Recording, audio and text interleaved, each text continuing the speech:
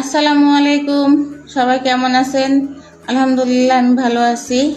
তো এখানে যে আমি ফুলকপি আলু কেটে নিয়েছি, আমি এই মাছগুলো দিয়ে ফুলকপি আলুর তরকারি রান্না করব। তো এই যে কড়াইতে তেল বসিয়ে দিলাম মাছ ভাজার জন্য। তো এই যে মাছ ভাজাটা আমি চড়িয়ে দিলাম। মাছগুলো আমি এভাবে ভেজে নিব।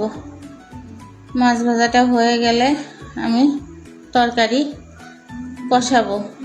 তো এই যে তরকারি কষানোর জন্য আমি একসঙ্গে পেঁয়াজ রসুন তারপরে জিরা বেটে নিয়েছি। এখন এটা আমি একটুখানি কষিয়ে নিই।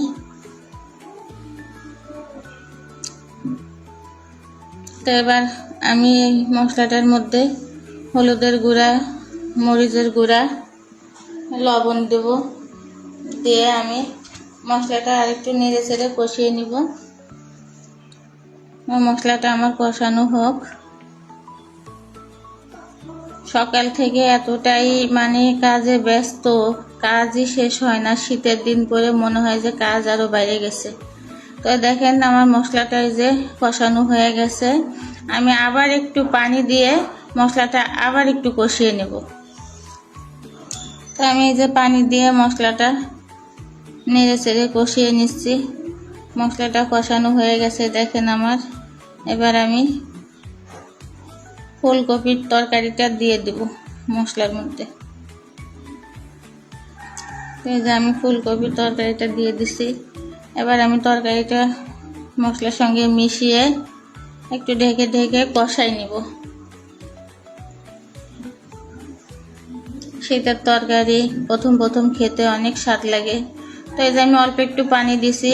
এই পানিটা দিয়েই আমি এই ফুলকপিটা কষাই ফেলবো। তো এই যে আমি ঢাকুন দিয়ে ঢেকে দিলাম। এই দেখেন আমার ফুলকপিটা কষানো হয়ে গেছে।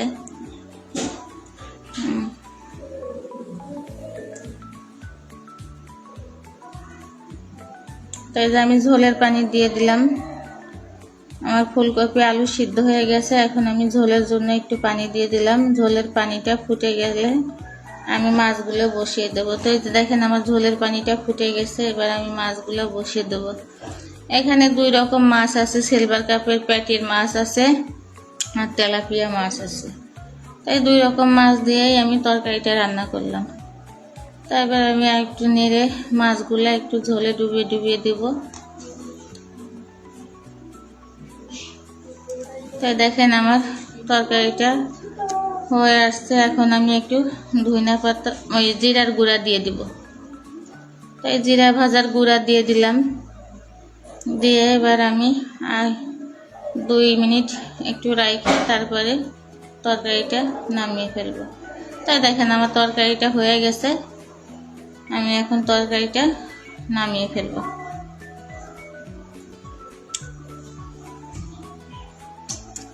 এই মাছটা কে কে চিনেন, কে কোন নামে চিনেন আমি জানি না। বাগেরহাটের মানুষ বলে থৈরগা মাছ, আর অনেক জায়গায় কাটলা মাছ নামে পরিচিত। এটা নদীর মাছ। তাই মাছটা আমি আলু দিয়ে চচ্চড়ি করেও, তার জন্য আমি কড়াইতে তেল দিয়ে জিরে বাটা দিলাম। এবার আমি রসুন বাটা দিলাম। এরপরে আমি হলুদ দিব, লবণ দিব আর সামান্য মরিচের গুঁড়া দিব। তো এই যে আমি হলুদ দিয়ে দিলাম, একটু মরিচের গুঁড়া দিলাম। আমি যেহেতু এখানে 2 পদের মরিচ অ্যাড করব, কাঁচা মরিচও দিব আবার গুঁড়া মরিচও দিব, তাই আমি সেই পরিমাণে মরিচ দিলাম। লবণ দিলাম। এবার আমি পেঁয়াজ কুচি আর কাঁচা মরিচের ফালি দিয়ে এখন এটা আমি হাত দিয়ে ভালোভাবে মাখিয়ে নিব। তো দেখেন আমার সব কিছু মাখানো হয়ে গেছে। এবার আগে আমি আলু দিয়ে আমি আবার এটাকে মাখিয়ে নিব। আলুটা মশলার সাথে ভালোভাবে মিশিয়ে নিব। আমি মাছটা পরে দিয়েই মিশাই। তো দেখেন এই যে আমার আলুটা মাখানো হয়ে গেছে। এবার আমি মাছগুলো দিয়ে হালকা করে এবার নেড়ে চেড়ে মাছগুলা মিশিয়ে দেব।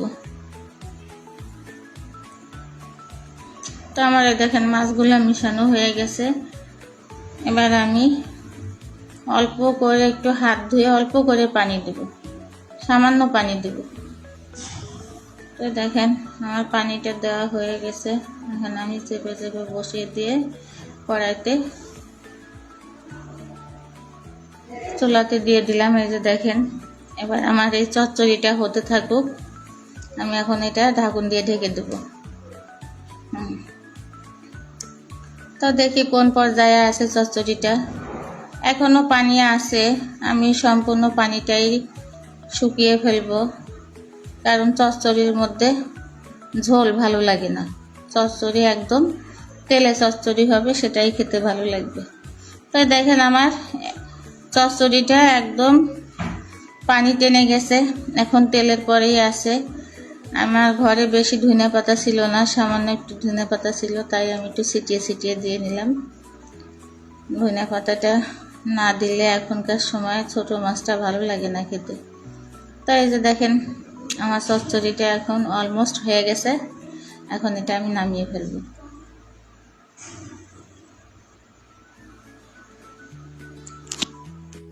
তো ভিডিওটি ভালো লাগলে সবাই লাইক কমেন্ট দিন। আল্লাহ হাফেজ।